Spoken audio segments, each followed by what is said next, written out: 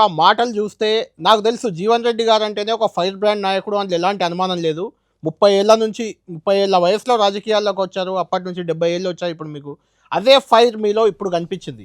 కానీ ఎప్పుడూ ఆ ఫైర్ అనేది ప్రజా సమస్యలపై, ప్రజల ఇష్యూస్‌పైయే నాకు ఎక్కువ కనిపించేది. వ్యక్తులపై మీరు ఎప్పుడూ ఇంతలా సీరియస్‌గా రియాక్ట్ అవ్వడం నేను చూడలేదు. ఈ మధ్య కాలంలో మొన్న ఎప్పుడో సంజయ్ జగిత్యాల ఎమ్మెల్యేపై రియాక్ట్ అయ్యారు ఒకసారి.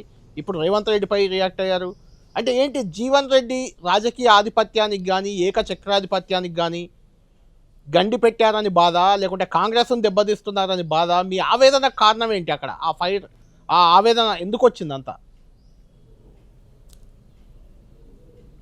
నేనెన్నడూ కూడా ప్రజా జీవితంలో ఏకఛత్రాధిపత్యాన్ని కోరుకోలేదు. ఇప్పుడు కళ్యాణ్ గారు మీరు నాకు కొత్త కాదు, నేను మీకు కొత్త కాదు.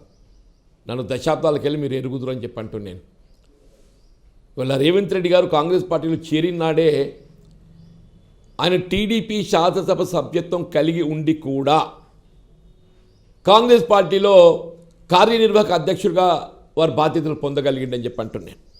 అంటే ఆనాటి నుండే ఆయన ఏ విధంగా కాంగ్రెస్ పార్టీలో మరి ఆయన ఒక గోల్ లక్ష్యం నిర్దేశించుకొని చేరినట్టుగా మనకు కనబడుతుందని చెప్పి అంటున్నాను.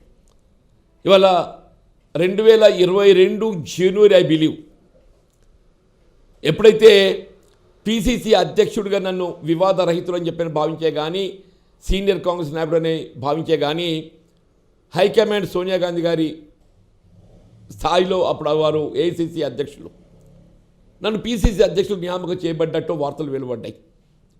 రేవంత్ రెడ్డి గారి నిధితో క్యాంపెయిన్ కమిటీ చైర్మన్గా చేస్తున్నట్టు కూడా వార్తలు వెలువడ్డాయి. రేవంత్ రెడ్డి గారు స్వయంగా ఏదైతున్నదో ఎన్టీవీకి ఐ బిలీవ్ అవును వారి క్యాంపెయిన్ కమిటీ చైర్మన్గా you will be more satisfied అనేట్టుగా భావన వ్యక్తమయ్యేట్టు 3 గంటల ఇంటర్వ్యూ ఇచ్చిండే.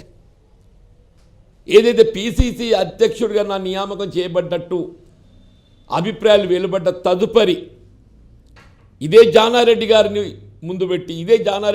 ముందు పెట్టి అప్పుడు నాగార్జున సాగర్ ఉప ఎన్నిక రాబోతున్న తరుణంలో పిసిసి అధ్యక్షుడి ఎంపిక ప్రకటింపబడ్డట్టయితే it may adversely affect his prospectus in the by election అని చెప్పని ఒక లేఖ రాపిచ్చింది జానారెడ్డి గారితో.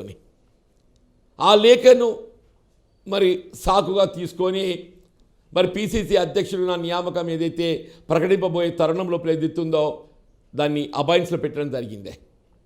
తదుపరి ఏదైతుందో మరి అది ఏ విధంగా మార్పులు చేయడం జరిగింది దాని అన్నీ మీకు కూడా తెలుసు. మీకు కూడా తెలుసు. అవును. మరి జానారెడ్డి గారు ఉప ఎన్నికలు గెలిచిండో లేదో మరి అది కూడా మీరు గ్రహించాలని చెప్పి అంటున్నాను.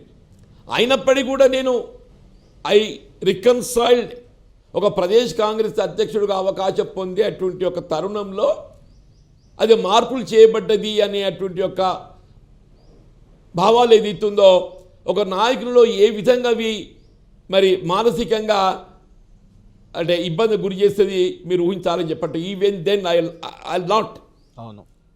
తదుపరి ఏదైతున్నదో రాష్ట్రంలో కాంగ్రెస్ ప్రభుత్వం ఏర్పడటం, రేవంత్ రెడ్డి గారు ప్రదేశ్ కాంగ్రెస్ అధ్యక్షుడిగా వారు ముఖ్యమంత్రిగా వారికి అవకాశం లభించడం, yes definitely everybody thought that he should become the chief minister. నేను కూడా ఆశించిన తప్పలేదు దాంట్లో. భట్టి గారు ఏదైతుందో శాసనసభ పక్ష నాయకుడిగా ఆయనకు ఉప ముఖ్యమంత్రిగా ఆయనకు అవకాశం కల్పించింది. మరి నేను 5 సంవత్సరాలు ఏదైతుందో పట్టభద్రుల శాసన మండలి స్థానానికి ప్రాతినిధ్యం వహిస్తూ శాసన మండలిలో ఒంటరి పోరాటం ఒకే ఒక్కరిని ప్రతిపక్ష నాయకుని నేనే, సభ్యుని నేనే. నాకు ఆ పక్కన ఎవరు లేరు, ఈ పక్కన ఎవరు లేరు సలహాలు సూచనలకు. అవును. ఇంక 20 మాసాల సమయం నాకు కలిగి ఉంటేనే నాకు మంత్రిమండలి అవకాశం కల్పించాల్సినటువంటి ఒక ఆలోచన ఎందుకు మీరు అమలు చేయలేకపోయినటువంటి